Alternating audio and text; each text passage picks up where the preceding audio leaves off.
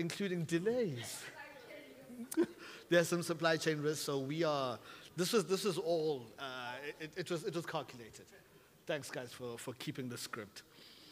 All right, so, we're going to jump right into it and jump into some of the first questions here. We're talking really around accelerating the energy transition with the more complete supply chain. And as we know in South Africa, the big conversations are around just energy transition, decarbonization. And a big part of that and the role that supply chain plays in this conversation. And that's going to be part of what we have conversations around today. So the first question actually goes to Heino.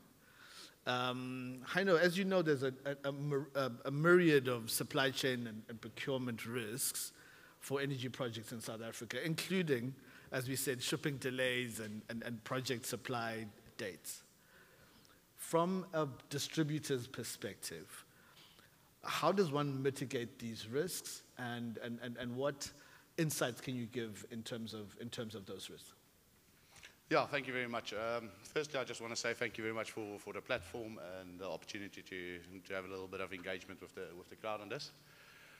Yeah, I would say supply chain. Look, there's always something popping up. If it's not Red Sea issues, it is so many issues that can't be foreseen and can't be calculated beforehand. So I would say the way we look at it and the way we try to mitigate the risk for our partners that work with us is we work very closely with our manufacturers and our clients and stuff to understand in terms of product what is the mainstream product at the moment. So we try to keep quite a fair amount of mainstream product on the ground. So for instance, we had a fairly big project in the beginning of the year where the timelines were very tight. And firstly, we had the supplier issues. The product was late on water, and then secondly, when product arrived in South Africa, one of the trucks rolled. So it was a little bit of a messy one. But luckily, we had a fair amount of that specific product on the ground where we could easily replace that product and get it to site. So yeah, I would say for us to mitigate the risk on behalf of our clients, it is about understanding what products is mainstream in the market currently, and how do we keep enough of a buffer to make sure that we can facilitate quite a lot of big projects to make sure that we meet the deadlines and timelines that's required. Yeah. Thanks for that insight. Craig, while we're on that topic of supply chain and project delivery risks, from your side, is there anything that you'd like to add to that litany of risks that Heino has listed there, and what are some of your insights in terms of mitigating those risks? Good afternoon, everybody. Thank you very much for the opportunity. So just to give you some background, I think if you look at what's happening today, we're speaking to a lot of engineers, technical people, and energy people, and sometimes we forget that the solar industry, renewable sector, is part of something bigger in terms of an economy. It falls into the wider economy in South Africa, and it's affected by the same things. So, you must remember that energy is not a standalone industry in South Africa, although relatively new, 2009, and I've been fortunate to be involved to see the journey that it's taken, and some refer it to as the solar coaster. And part of that is supply chain and the impact it has on people's businesses and just making it sustainable overall. So again, in any business, you're continuously mitigating risk, and mitigating risk is having a good information input into your business in order to do that. And in supply chain, where that's us and the people that I'm involved with, are effectively executing the last mile. Moving all these things on utility scale and commercial, industrial, and residential each having their own specific challenges, but yet operating in the same environment with the same challenges. In terms of infrastructure in this country, South Africa hasn't been easy to operate in. And if you look at where the industry started in 2009, so to where we are, it was pretty much going downhill. So in terms of infrastructure, just getting containers through the ports and getting project deadlines met, where if you look at the value chain of any deal, a residential contract, a commercial contract, a utility contract is more or less the same process. It's just a smaller amount of components, and then you get your medium, and then you get your hundreds of containers. It's the same thing. So for me, my advice or the experience that we gathered, it's very real time. You've got many macro, micro factors, including global politics, trade imbalances around the world in terms of equipment availability to get a product in and out of countries. So I'll be quite interested to know, I hope I'm not taking too much time so I can get carried away. We can talk about for hours on supply chain. How many EPCs are in the room in terms of the audience and by hands or developers, so that we could address or mention certain things. At the moment we're experiencing extreme costs getting product into this country. And in order to mitigate those is to understand the timeline. So what happens in boardrooms and engineering processes is that the very last person to get the instruction is probably the logistics person in that company. And it lands on their desk and they go, wow, wow, wow, wow, and then it gets distributed to the service supplier base, who might not be in tune in terms of the bigger picture. So there's a lot of work to be done in terms of education. Obviously, this is a new industry, and we're relying on many, many years' experience by our industry, which involves air, ocean, road, whatever it might be, customs, etc. So over the years, so mitigating risk is source the information, source it real time, and try put supply chain first.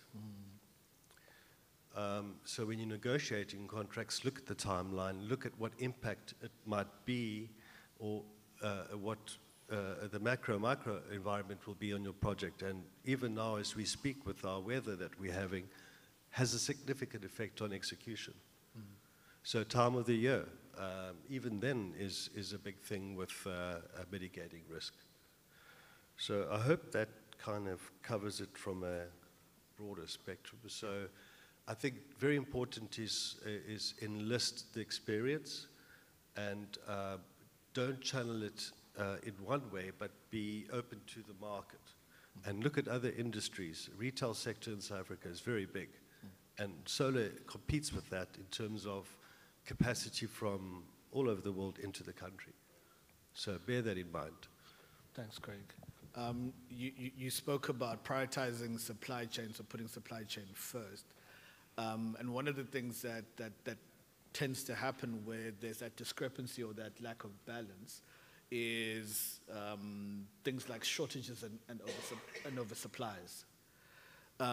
So Matt, I mean, from your perspective, can you talk about some of the impacts of solar stock shortages and the current oversupply of stock as well?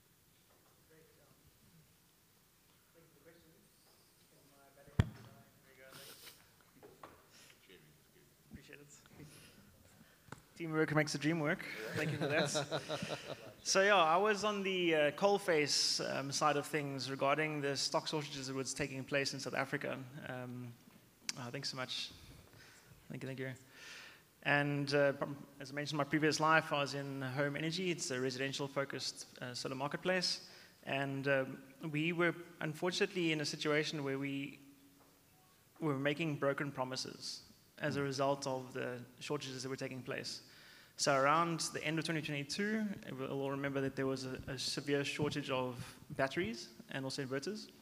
caused by mainly there was issues with getting chips manufactured and batteries coming into the country. There was also a large supplier that was robbed. Their factory was cleaned out overnight, and they responded by telling us that they will not be able to let us know when their next round of stock is coming in because they want to keep the information from the marketplace and as a result be more safe. And so then we had clients that had paid deposits and we had promised 3 week, within 3 weeks you'll have your solar system installed, and then they end up getting the system installed 2 months, 2.5 months later.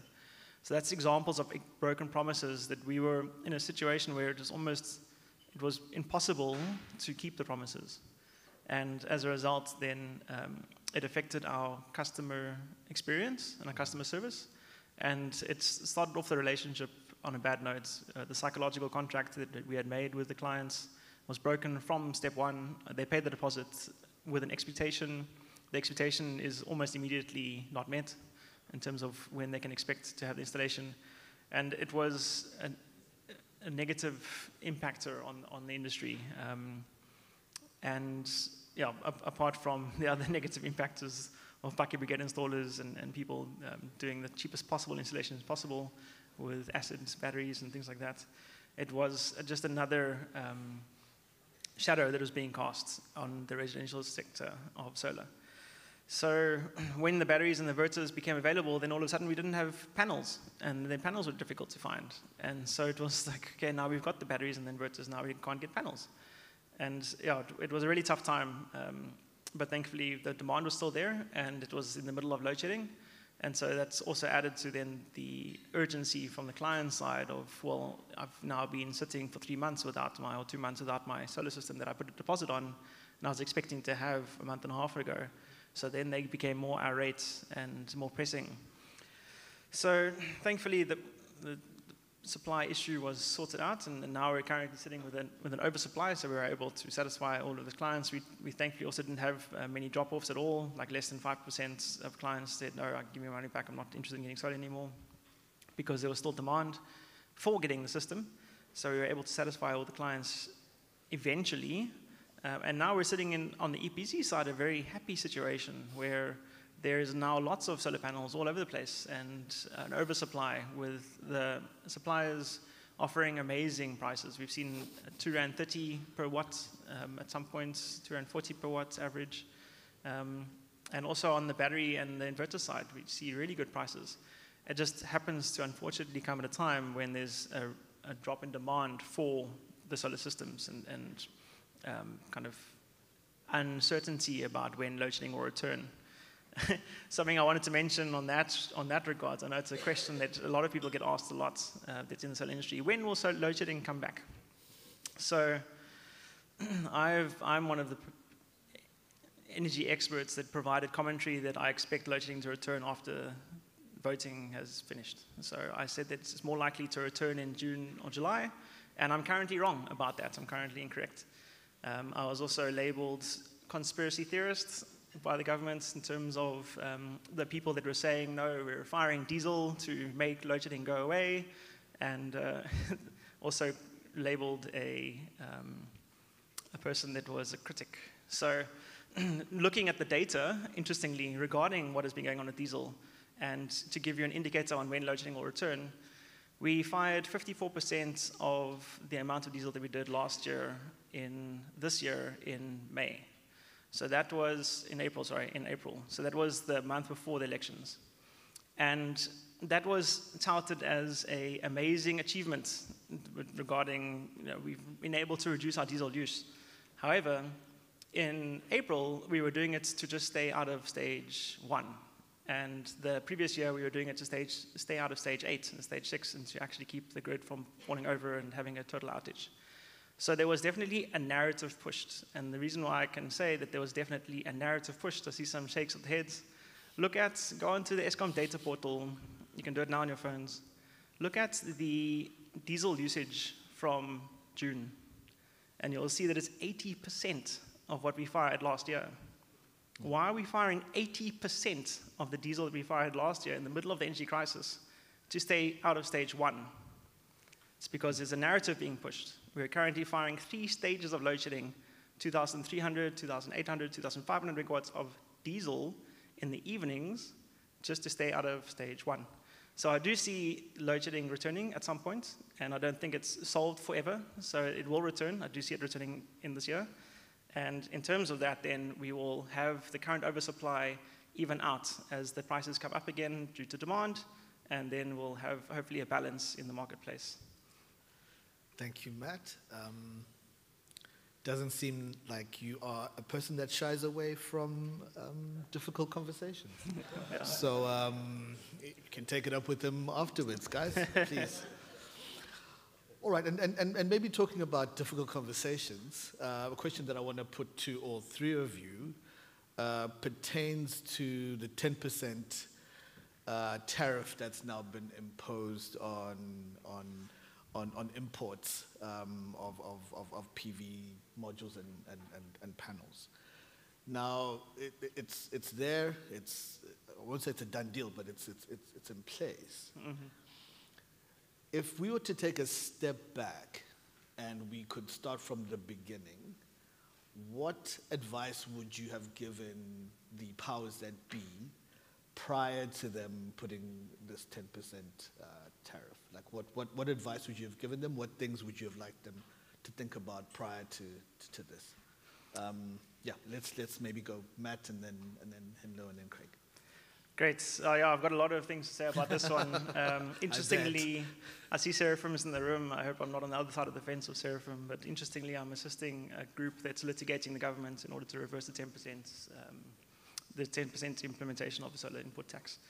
So the reason why we are litigating the government is we feel that the decision was made on incorrect grounds. It was a 7-year-old application that was made by Art Solar, and we do not feel that the grounds of the application are legitimate. And when I first heard about the 10% increase, I was asked to give commentary on the news about it, and at a very high level, I just said it looks like a money grab to me, as I am quite jaded about the way that the government goes about things from what I've seen in my time in Eskom and also now outside Eskom looking at the energy sector. It looked like a money grab. The one sector that is expanding and doing well, the sector of solar and renewable energy, that's doing well because it's solving the problems that are caused by the government, by the load shedding. The one sector that's really exponentially growing is then targeted for, let's get some money from there, let's increase tax, great. So I see it more from that perspective. It also is directly counter to the tax incentive, the 12B tax incentive for businesses to get solar. And it's interesting that on the one side, the government's promoting and saying, yes, we're going to help you get solar as businesses. Here's revenue reduction of 125% within the first year. And then on the other side, to the people bringing in the solar panels, they're like, oh yeah, and we're going to tax you. We're going to tax you 10%. All it does is it drives up the cost of the solution that we're providing to companies. And I do not see it having the impact that it is said to have of increasing the amount of manufacturing in the country. Yeah, this is now going to get very controversial now from what I say, but it seems like there's an opinion in government that we can produce from scratch solar panels in South Africa. And yeah, the laughing is there. Because that seems like the ministers that are put in charge are like, yeah, we'll just make batteries and we'll make solar panels from scratch. And then I was asked to provide inputs to the presidency regarding this. And I informed the electricity minister, listen, the manufacturing capabilities, the producing capabilities from China is so far beyond us. There's a moat around being able to be competitive in the marketplace. From the aspect of technology, but then also from the aspect of efficiencies of scale. One production facility that takes sand and makes solar wafers in China can use 20 gigawatts worth of electricity. That's our daytime entire supply sometimes in South Africa. Are you telling me that we're going to be able to be competitive in South Africa, taking sand and making it into wafers, and still be competitive in the marketplace? How much tax do you need on that? 50%, 60%? So I don't see us producing solar panels from scratch. I do see us doing what Art Solar and Terraform do, where wafers are imported and then aluminum frames are attached to them. But I unfortunately don't see the 10% helping that. I think the government could do something better with the money or with the approach. So instead of taxing, rather enable. Enable the sector, so provide incentives to companies for increasing skills, inform companies through public awareness campaigns like they did in Vietnam, where they were able to stimulate 9 gigawatts worth of private solar to be installed in 6 months by doing a solar tariff import or feedback tariff implementation. Why have we not seen that from the government? Where is the feed-in tariff that's rolled out nationally? 9 gigawatts of solar installed is 9 stages of load shedding. They did that in 6 months. The government just had to announce, we're going to give you money back. Here's a 2 rand per kilowatt hour that you can give us. And we would have seen the load shedding come to a halt within 3 months. Why did that route not get taken? Why did the route of let's try and tax even more the, what do you call it, 12% of taxpayers in the country that actually pay tax of the population that can work? Let's put more tax on them. I don't see that as a viable option for how to grow the economy. Thanks, Matt. I know.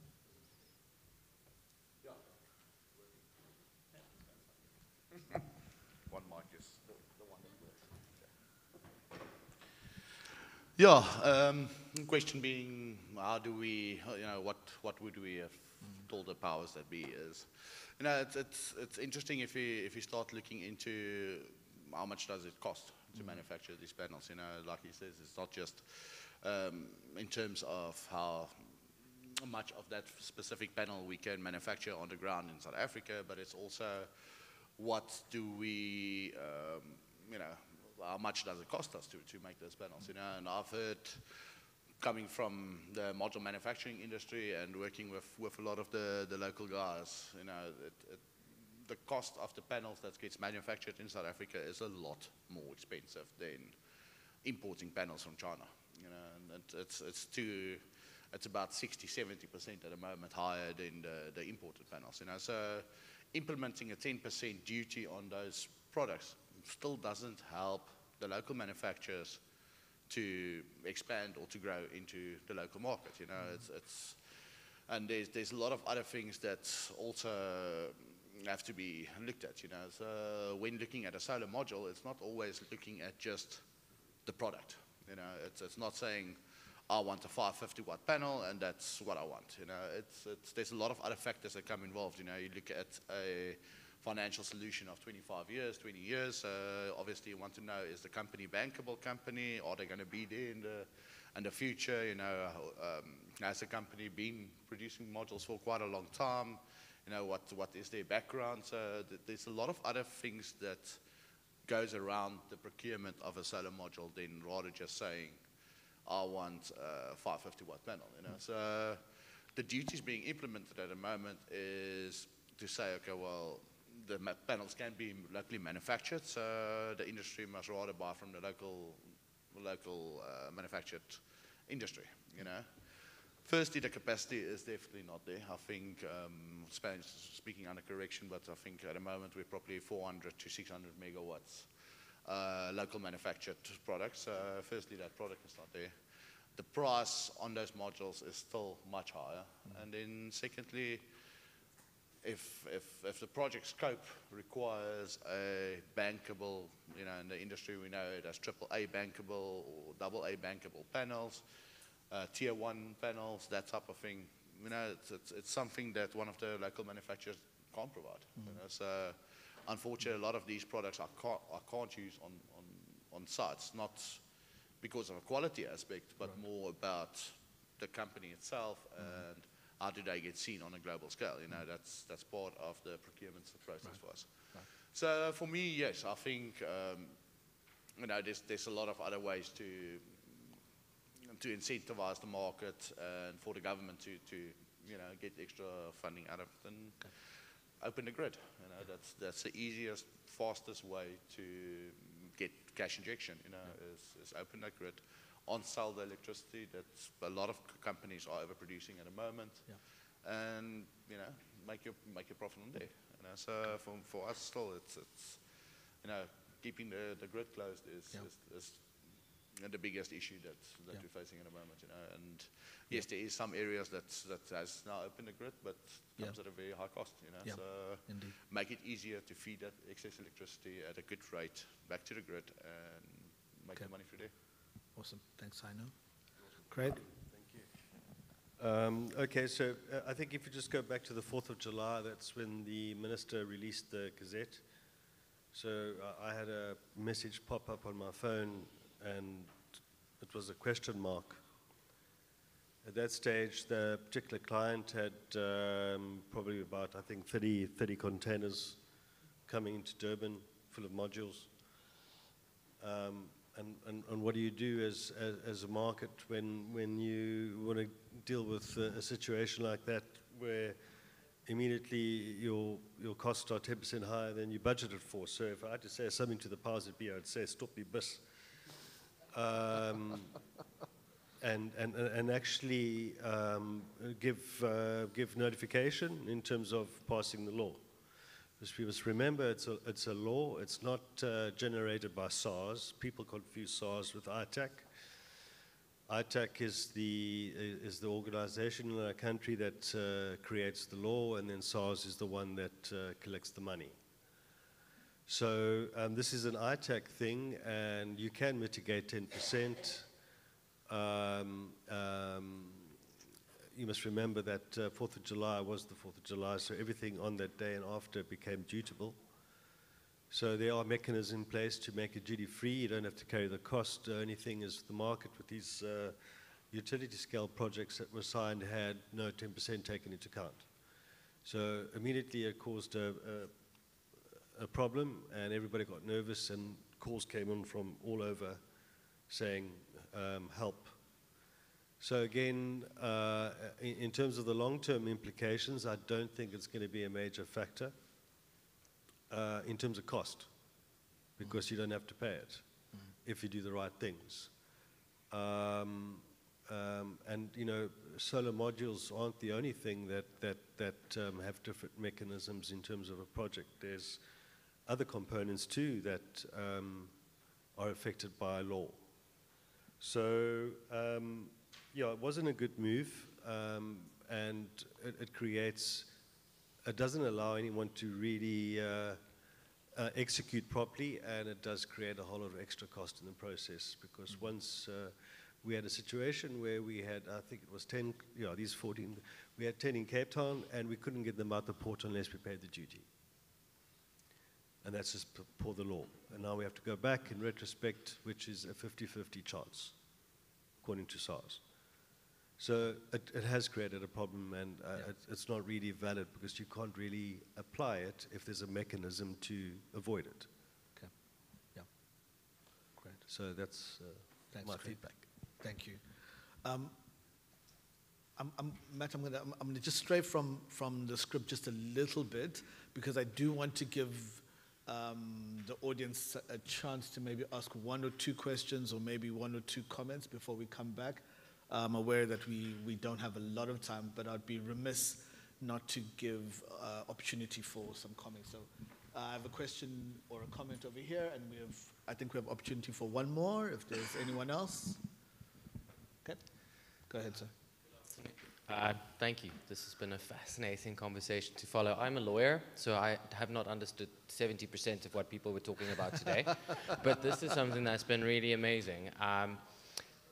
Supply chains sit at the center of focus from sustainability practices at this point in time. For a long time, the world focused on climate change, was attacking companies based on their climate change practices. We see an increasing focus on valuing, on following how businesses engage with their value chains, including then the supply chain. A lot of emphasis is in the EU region with this ES3D entering into force, the Corporate Sustainability Supply Chain Due Diligence Directive, and then the OECD's own multinational requirements.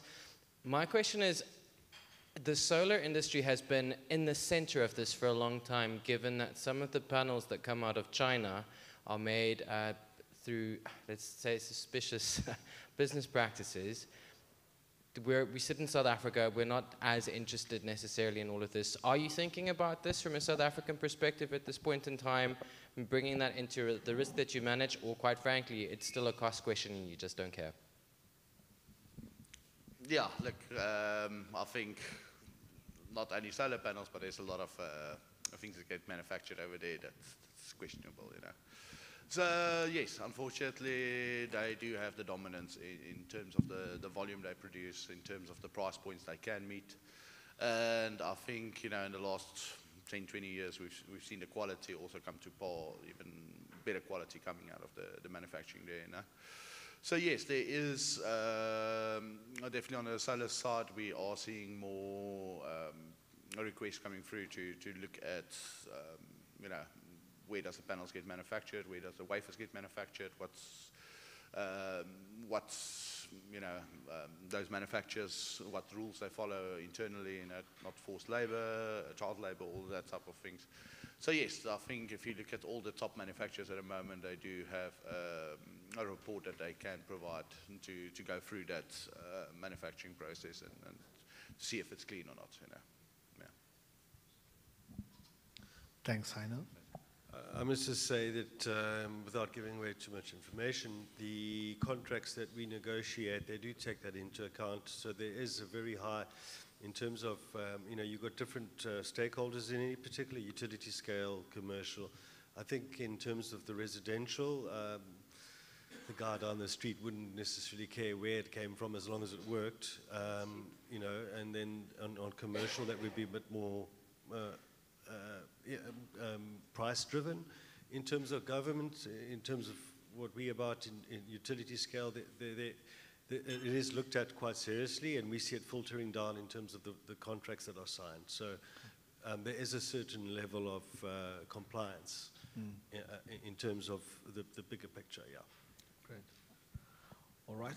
And I think the final question here, and then we will wrap up. Yeah, and thanks, Thabani. I think I'm looking at the topic of what you're covering, right? We want to accelerate energy transition. But what I've heard you talk about is we are going counter. You know, any country that wants to manufacture something, they must be globally competitive in it. It doesn't make sense. That's the argument we want. And I know the argument is job creation. Energy is not going to create that. The economy is sluggish. But the real question is, I've heard these challenges. What do you think we should be doing instead? You know, as a country, you mentioned Vietnam. What are other things we should be adopting from a policy, from a streamlining of supply chain, and reducing the barrier to access, which is cost? Excellent. That's an excellent question, and it will serve as our roundup and final comments in this panel. A great question to be the final one for the panel, and I'd really like to connect with you afterwards and to chat. So just to clarify and just to give some more information about what I was saying regarding solar panels. So from my perspective, this is just my opinion, we cannot compete with China on solar panels. However, and because they come with excellent prices, they're good quality, the warranties are there, great. There is opportunity on batteries and inverters, very much so.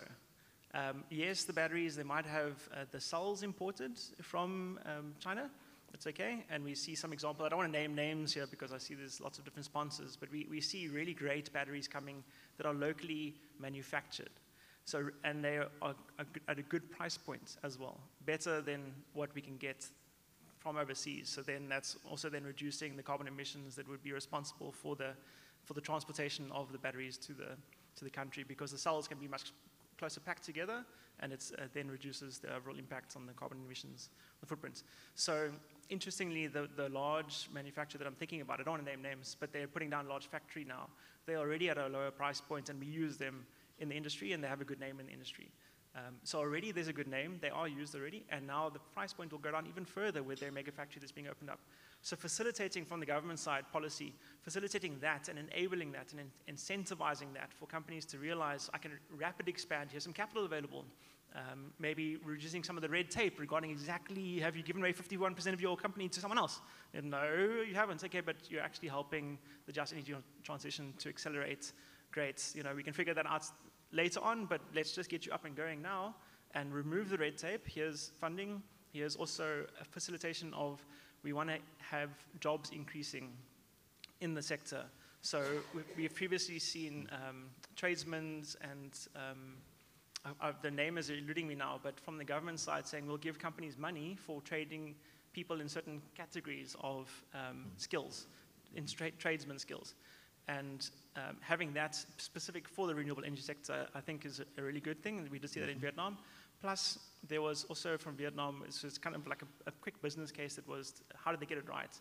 There was a great public awareness effort that was rolled out from the government for the nation to know about. And that's, when I think about the problem of educating people and educating business owners and also people that want to find jobs and get involved in the renewable energy sector, where are they getting the information? It's, not everyone has a cell phone they can read information on. There's the radio and there's the TV. Who has the radio and the TV?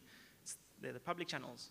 So from public channels, giving the information, also informing the entire market. We are now incentivizing you to manufacture batteries and inverters. This is what it looks like. You just come and register here, and then we can help you figure out how to do it.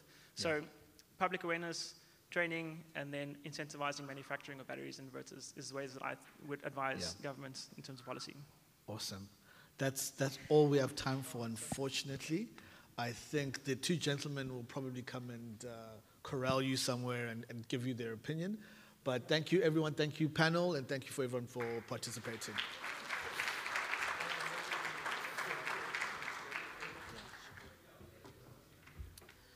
Thank you so much to Thabani and his panel. Let's give them another round of applause, ladies and gentlemen. I